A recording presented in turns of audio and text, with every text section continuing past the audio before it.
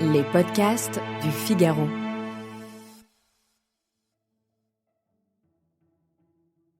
Beauté.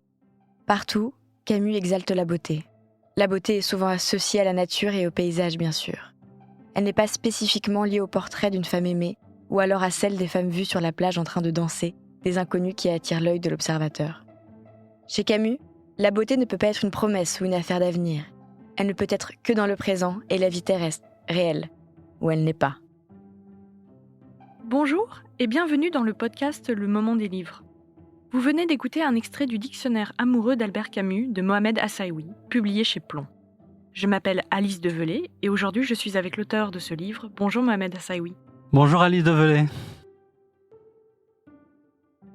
Vous publiez donc un dictionnaire amoureux d'Albert Camus. Albert Camus, votre père, votre frère, votre professeur, votre ami, selon vos mots. Un écrivain qui vous a apporté de la joie et consolé du chagrin. Un écrivain que vous avez toujours dans votre sac. Ce dictionnaire est une sorte de déclaration d'amour pour l'auteur et son œuvre, dans lequel il est question d'absurde, de bonheur, d'amitié littéraire et bien sûr de philosophie.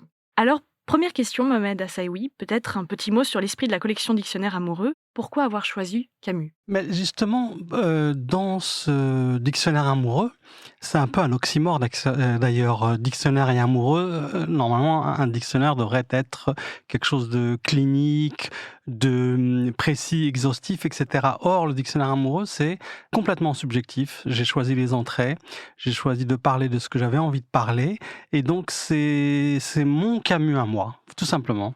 Et quand on choisit un auteur, il y a sans doute forcément des raisons personnelles, des choses intimes qui vous rapprochent de lui. Est-ce que vous pouvez un petit peu nous en parler ? Oui, bien sûr. Ce qui est étonnant, c'est que quand on choisit un auteur, en fait, on ne sait pas forcément au début pourquoi on le choisit. Moi, j'ai découvert Camus, comme sans doute beaucoup, au collège, un extrait de L'étranger.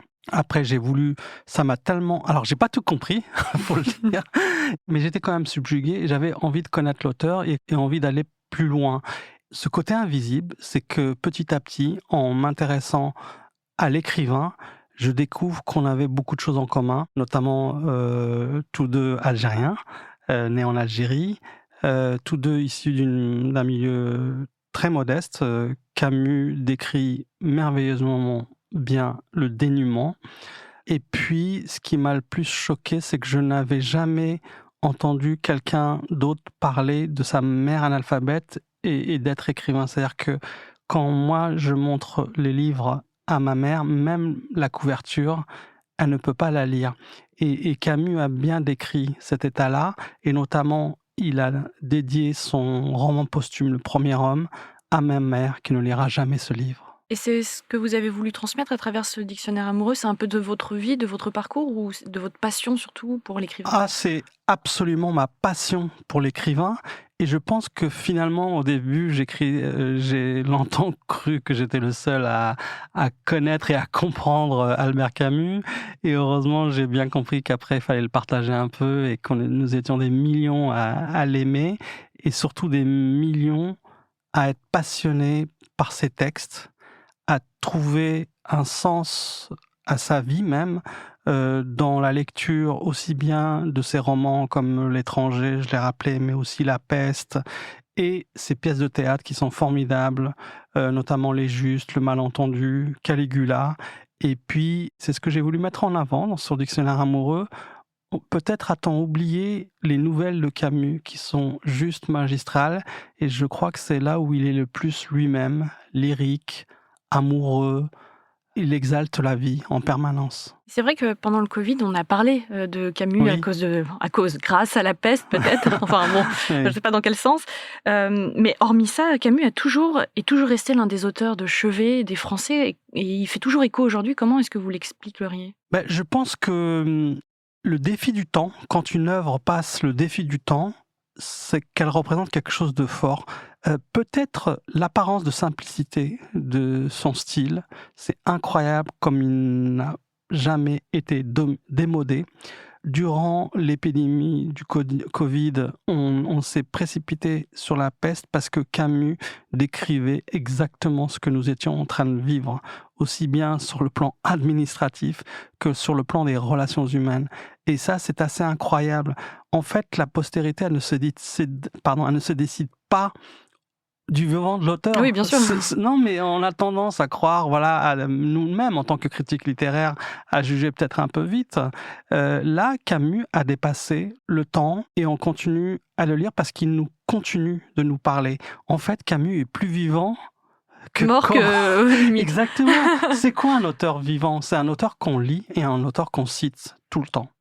Et en parlant donc d'auteurs qu'on cite, on revient à votre dictionnaire. Un dictionnaire, ce sont des mots que l'on définit. Est-ce que certains s'imposaient d'eux-mêmes dans votre dictionnaire? Oui, bien sûr, parce que je voulais pas passer à côté des choses qu'on attendait, notamment par exemple la polémique entre Jean-Paul Sartre et Albert Camus, mais aussi, comme je disais au début, c'est un dictionnaire subjectif, donc j'ai choisi des entrées qui me semblaient parler de Camus, notamment évidemment l'amitié et l'amour, mais aussi la sensualité. J'ai aussi mis en avant, j'ai repris les exergues de tous ces livres, et en fait ça esquissait plutôt d'ailleurs un portrait. J'ai choisi aussi le football par exemple. Parce que Camus aimait le foot? Non seulement il aimait le foot, mais il trouvait avec le théâtre que c'était donc le foot et le théâtre étaient ses universités. C'est là où il a pris les plus belles leçons de vie. Et alors, vous parliez juste avant de Sartre avec Camus. Oui. Est-ce que vous pourriez nous parler un petit peu de la fameuse polémique qu'il y a eu entre les deux écrivains en 51? Oui, bien sûr. J'ai voulu donc ne pas passer à côté de cette entrée, sinon on me l'aurait reproché. Voilà, elle existe. Elle est fondamentale, mais ce que j'ai voulu ajouter, c'est que d'abord, entre Camus et Sartre, c'était une immense histoire d'amitié. Sartre a fait la plus belle critique de l'étranger au moment de sa parution. Avec Simone de Beauvoir, il formait un trio d'amis, au point où Sartre et Beauvoir ont proposé à Camus de mettre en scène Huis clos, la pièce de Sartre, et même d'y jouer un rôle principal, Garcin. La polémique est arrivée après la publication de L'Homme révolté, où là, Camus en avait vraiment marre, dit-il, c'est l'expression qu'il utilise, de ces intellectuels qui donnent des leçons et qui mettent leur fauteuil toujours du côté de l'histoire. Donc la polémique, le combat idéologique était violent, mais ce que j'ai voulu retenir aussi, c'est qu'en fait, on n'a pas reproché à Camus ses idées. Et c'est là où j'ai même ajouté le mot de mépris dans le dictionnaire. Il a fait l'objet d'un mépris social, un mépris de classe. Et ça, j'ai trouvé, excusez-moi le terme, vraiment indélicat pour pas dire un mot beaucoup plus méchant. Ce qui est fascinant, c'est qu'entre Sartre et Camus, il n'y a jamais eu un duel, on va dire, entre les deux écrivains. On retient Camus aujourd'hui et Sartre commence à sombrer un peu plus dans l'oubli. Oui, il ne faut pas exagérer, on n'oublie pas Sartre. Et moi, je mets dans cette entrée polémique Sartre-Camus que Sartre est un grand écrivain de littérature et de philosophie et de théâtre, exactement comme Camus, et donc il ne faut pas non plus, sous prétexte d'aller dans un camp ou dans l'autre, oublier ce que Sartre a apporté. Et il a beaucoup apporté au monde intellectuel. Il s'est trompé, contrairement à Camus, mais il ne faut pas dire que c'est quelqu'un de négligeable. Ah non, on va pas dire ça aujourd'hui, non, surtout pas. Dans ce dictionnaire, vous dites surtout que vous n'auriez pas pu le faire sans Catherine Camus. Pourquoi ? Bien sûr, parce que Catherine Camus, c'est la fille d'Albert Camus. Elle avait 14 ans quand son père est mort en janvier 1960. C'est évidemment une perte Une tragédie. Irréparable pour elle. J'ai très vite compris, en la rencontrant il y a 24 ans, qu'elle a plus besoin d'être rassurée que d'être mise en avant. Elle-même, elle utilise cette expression magnifique, elle dit « Je suis l'œuvre mineure de mon père ».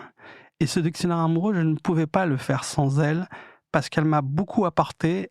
Alors, l'écrivain, les textes, je pouvais y aller tout seul. Je pouvais tenter de comprendre. Celui qu'on ne voit pas, le père, qui me l'a fait rencontrer d'une certaine manière. Camus passe pour un écrivain et un homme solaire. Elle me décrivait un homme triste, un homme parfois seul, mais aussi quelqu'un qui adorait les blagues. Et donc, je pense que ses confidences, c'est la meilleure spécialiste de Camus. Je pense qu'ils ont enrichi ce dictionnaire amoureux et c'est pour ça, contre elle, j'ai tenu à ce que son nom apparaisse sur la couverture. Alors, Albert Camus, c'est le philosophe, c'est le romancier, le dramaturge, qui se joue encore aujourd'hui dans le monde entier, c'est l'essayiste et le journaliste. Et moi, j'ai envie de vous poser cette question, quel est votre Camus préféré ? Eh ben, vous avez oublié une casquette, le nouvelliste. Oui, bon, on peut pas tout dire. Ouais, non, le joueur de football aussi. Exactement, gardien de but, c'est vrai. Non, mais pour moi, ce n'est pas une plaisanterie parce que Camus a démarré par 2 recueils de nouvelles, L'Envers et l'Endroit et Noces, qu'il a publié chez un petit éditeur algérien et même algérois à Alger. Elles sont magnifiques, ces nouvelles. Après, il a fait L'Exil et le Royaume et puis L'été. Et moi, j'ai formulé le vœu dans ce dictionnaire amoureux qu'on rassemble en un seul volume ces 41 ou 42 nouvelles. Elles sont juste magnifiques. Noces, le début, vous y êtes tout de suite. Il exalte la nature, la sensualité. Et je disais qu'il était plus lui-même parce qu'il n'est plus dans la fabrication d'une œuvre comme par exemple pour La Peste ou L'étranger qui sont très travaillés, limite dans un style, une écriture blanche, sèche. Là, c'est le lyrisme. C'est les premières années aussi d'écriture. Oui, effectivement, il les a publiés, il avait quand même, on peut parler de génie littéraire, il avait 21 ans et 23 ans quand il a publié ces nouvelles, et elles sont magnifiques parce que, d'ailleurs, lui-même a fini par reconnaître que chaque fois qu'il manquait d'inspiration, chaque fois qu'il avait un blocage, il retournait à la source, c'est-à-dire L'Envers et l'Endroit, son premier recueil de nouvelles. Il s'auto-influençait, j'adore. Non, mais parce que il dit que tout écrivain a une source. Et lui, sa source, c'est son premier recueil de nouvelles. Alors, on a parlé de votre passion pour Camus, mais on peut également évoquer votre passion pour la littérature, puisque vous êtes également écrivain et journaliste littéraire. Oui. Alors, Mohamed Assaoui, j'ai une première question. Quel livre vous a fait aimer lire ? Ah, il faut replonger évidemment dans son enfance. Celui qui m'a fait lire, c'est, je l'avoue, une version Disney du livre de la jungle. Voilà, j'ai découvert après que le livre de la jungle, c'était autre chose que la version Disney, et notamment il y a 2 tomes, le livre premier et le livre second. Mais oui, je suis rentré par l'envie de lire, parce qu'on ne peut pas parler de littérature, par le livre de la jungle, tout simplement. Quel est votre livre de chevet ? C'est très facile. C'est vraiment un livre de chevet. C'est-à-dire, c'est pas juste une expression, c'est un livre qui a toujours été à peu près à 1 mètre de portée de main, partout où j'ai habité. C'est le roman inachevé d'Aragon. C'est un recueil de poésie. Je peux le lire tout le temps. Chaque fois, j'y trouve quelque chose de formidable. C'est une poésie de la vie. Donc Aragon sur la table de chevet et Camus dans le sac. Oui, et parfois les 2 dans le sac. Quel livre vous a fait pleurer ? Oh oui, je m'en souviens bien. C'est Paul et Virginie de Bernardin de Saint-Pierre. Chaque fois, je suis inconsolable de cette mort de la jeune fille qui essaye de se sauver du bateau, quoi. Chaque fois, j'ai l'image en tête. Quel livre vous a fait rire ? Alors, c'est un recueil de blagues. Et j'adore Popek, l'humoriste juif, qui a un humour très, très, très fin. J'aime beaucoup le lire. Il est revenu à la mode. J'aime bien, par exemple, en ce moment, il y a chez les éditions Bouquin, le bouquin de l'humour juif. Et voilà, ça me fait rire et ça me fait réfléchir en même temps. Quel livre vous a mis en colère ? Les raisins de la colère. Je m'en souviens très bien. C'est avec Les Misérables, peut-être. Ce sont 2 romans qui sont vraiment ancrés dans le réel, ancrés dans le combat social et qui décrivent aussi des conditions de vie et de travail qui mettent en colère forcément. Enfin, quel livre aimez-vous offrir ? Le roman inachevé d'Aragon. J'aime bien aussi, c'est étonnant, je ne sais pas pourquoi, je vais vous faire une 20aine de fois. C'est pas un roman, c'est un recueil d'histoires de cas concrets en neuropsychiatrie. C'est L'homme qui prenait la tête de sa femme pour un chapeau d'Oliver Sacks. Et c'est formidable, les cas cliniques qu'il décrit. C'est romanesque, mais c'est vrai.